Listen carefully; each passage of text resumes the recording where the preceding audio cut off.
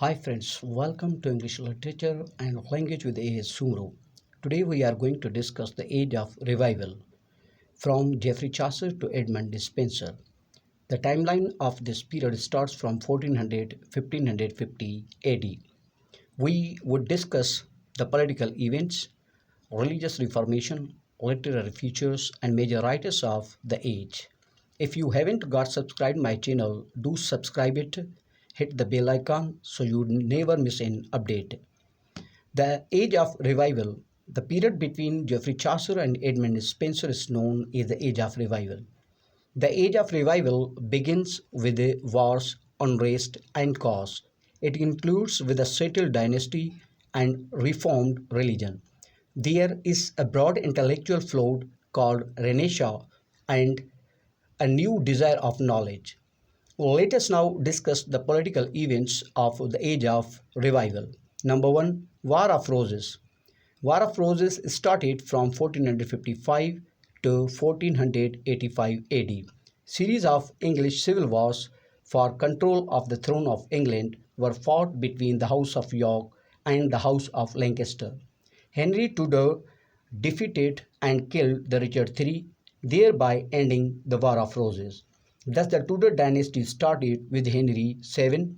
Tudor dynasty had the blood of both the House of York and the House of Lancaster. With Henry VII, peace returned to England. He encouraged education and sent many scholars to Italy and Greece in order to get the knowledge of the Greece and Italy. Thus the beginning of Renaissance in England can be seen. Henry VIII succeeded his father Henry VII to the throne. Henry VIII married many times for a son because he could not get the child of son from the other wives. That's why he got the six different marriages because of the son. His first wife was Catherine of Aragon of Catholic sect. He had a daughter from her named Mary. Later he nullified his marriage with Catherine and disinherited his daughter Mary. His second wife was Anne Boleyn of Protestant sect. He had again a daughter named Elizabeth. Henry VIII sentenced Anne Boleyn to death due to witchcraft and disinherited Elizabeth. His third wife was Jane Seymour of Protestant sect. Now he got a son, Edward VI, who was crowned at the age of 9. Edward VI eliminated many Catholic practices. He died at the age of 15 after ruling only 6 years. After the death of Edward VI, the Mary, first nicknamed Bloody Mary, the first daughter of Henry VIII, became the next ruler in 1558. She reinstated Catholicism because she belonged to Catholic sect and executed the Protestants because she mostly detested the Protestants. She ruled for only 5 years. Finally, in 1558, Queen Elizabeth, the second daughter of Henry VIII, became the Queen of England and thus began the Golden Period or Elizabethan Age. Despite being a Protestant, she allowed both Catholics and Protestants to live in peace and prosperity. Number two, the Reformation. The Age of Revival is the Age of Reformation, which is a religious movement. The Protestant Reformation movement was started by Martin Luther, a German monk. His followers were called the Protestants. The movement was against the rigid practices of the Catholic Church and corruption amidst the clergy. Another Reformation movement started in Switzerland by John Calvin. He founded Calvinism, a branch of Protestantism. After discussing the political events, now it is a time to take the look at literary features of the Age of Revival. Number one, arrival of the printing press. William Caxton brought the printing press to England in 1476. He printed almost every known English work including the Chaucer and Meroli.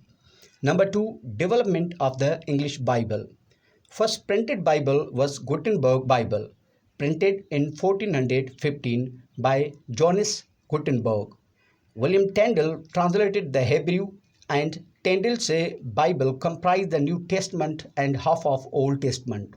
Then Miles Cordell completed the task left unfinished by William Tyndale. Number 3, drama. The age of revival showed growth in drama. Mystery plays shared stories from Bible, miracle plays focused on the life of saints, and morality plays, allegorical plays that promoted virtues, gained popularity. Next came interludes, which were very short dramas based on political and religious issues. John Hewood contributed to the popularity of interludes in a great scale that could never be forgotten or ignored.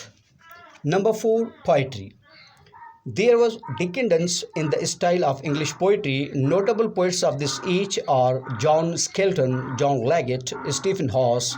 They compared themselves to Chaucer, and their style was childish and inept. Scottish Chaucerians became popular during this age. They were greatly influenced by Geoffrey Chaucer. William Dunbar, Robert Henryson, and Gavin Douglas are the well known Scottish Chaucerians. Number 5 is prose. English prose developed during this age due to the religious Reformation movement.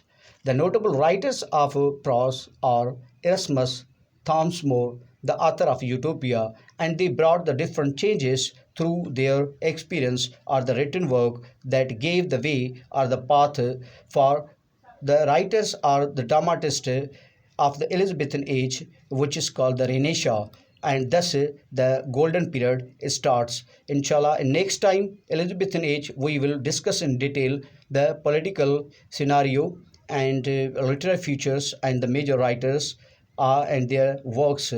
So till today, it's enough. If you find this topic and find this video useful, subscribe my channel, hit the bell icon so you never miss an update. Thank you very